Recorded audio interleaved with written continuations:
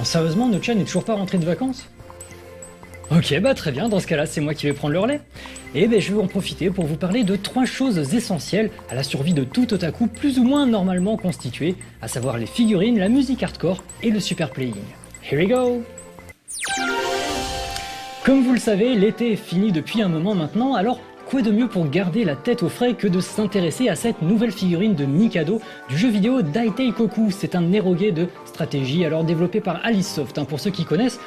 Comme vous pouvez constater, il s'agit bel et bien d'une swimsuit version et c'est avec un plaisir de découvrir Mikado accompagnée d'une bouée rose à dentelle. C'est complètement magique.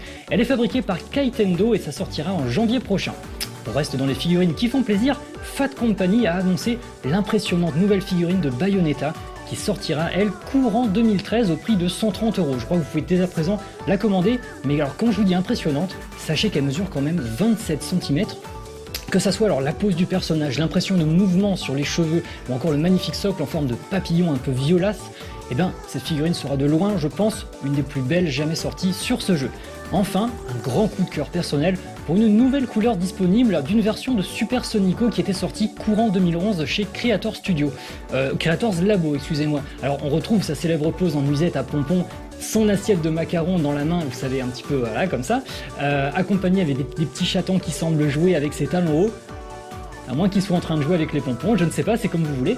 En tous les cas, Super Sonico est juste craquante, d'autant qu'il existe une version de luxe comportant des accessoires supplémentaires qui eux aussi ont changé de couleur.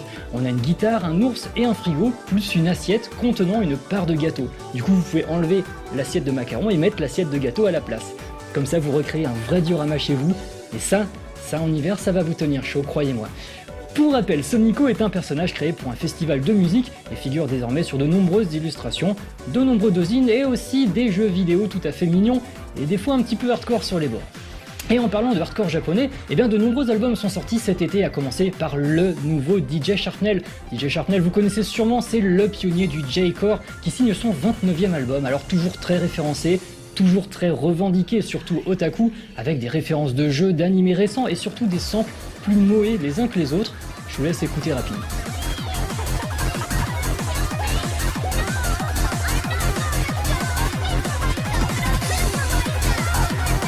Excellent.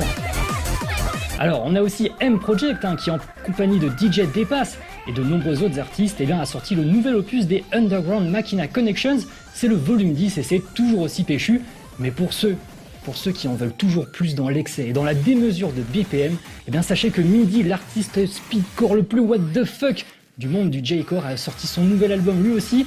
Ça s'intitule The Midi Anarchist. Et attention, oreilles sensibles, mais sérieusement s'abstenir. Le speaker de Midi fait partie de ces quelques pistes qui tapent dans la vitesse, le gras et le saturé, alors faites gaffe quand même, protégez vos enfants comme on dit.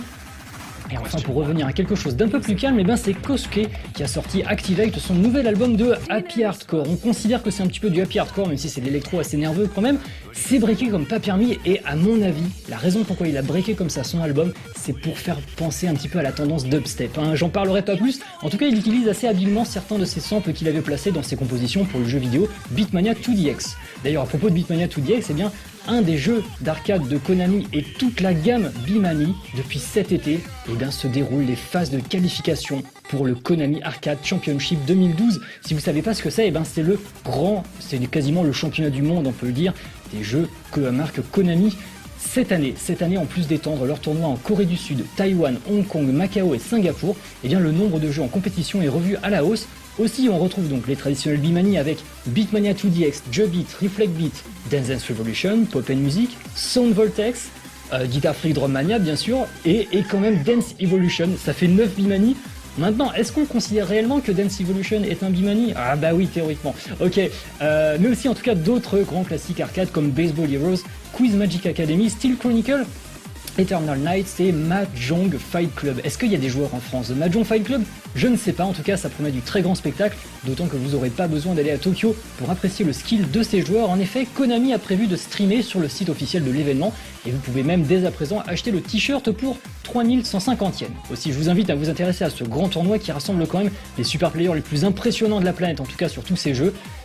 À la difficulté quand même bien corsée, on peut le dire. De quoi se motiver pour exploser ses high scores et passer un bon hiver bien au chaud encore une fois. Sur ce, je vous dis à bientôt les otaques. Enfin si je me suis pas transformé en tas de pixels d'ici.